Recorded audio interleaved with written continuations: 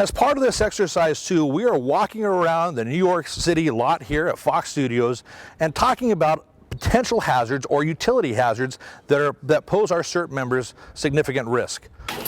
One of the most important things that you can do to save somebody or your own house or somebody else's property or life for that matter is be able to mitigate hazards as you see them. One of the top hazards after an earthquake is what? Fire, right? Fire. So typically when we have CERT members show up to a location, we will have them to conduct a size up. And as part of that, it's a very quick assessment as to whether or not the scene is safe for them to enter. It sounds like there's live electrical in there, so I'm not sure we should go in. So we have to Any down power lines are essentially a stop sign and they're not allowed to go in there. Their safety is first and foremost in the CERT program. Having said that, also we talk about how to possibly or potentially shut off the power.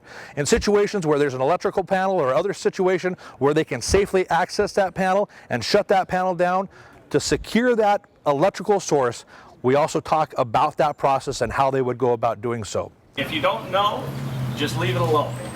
Rather than going through and turning everything off, just leave it alone. Walk away. That's a stop sign, okay? Because if you can't figure it out or it's not registering, that should be a stop sign. Just like a down power line, I don't know if it's on or off. I'm going to say it's on and leave it be and just walk away.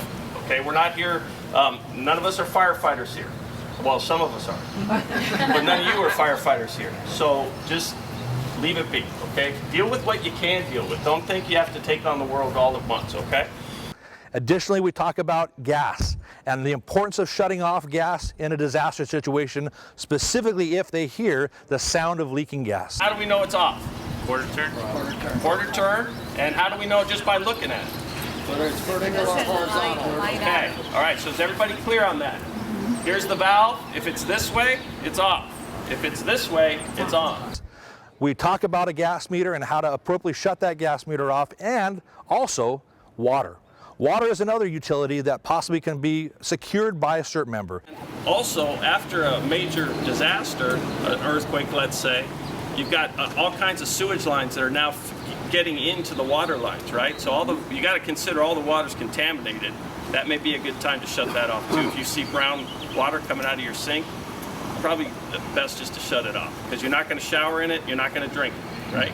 So just shut it off. During a disaster situation, it's important that water is secured to make sure that we, from the point of where that water source enters into a building, secure the water to make sure we potentially reduce the possibility of contamination. So securing a water source is very important as it relates to shutting down the water into a home or into a residence to make sure that point from that meter to the house is still pure and able to be consumed. That water secure process is very important in making sure our CERT members and our families don't get sick.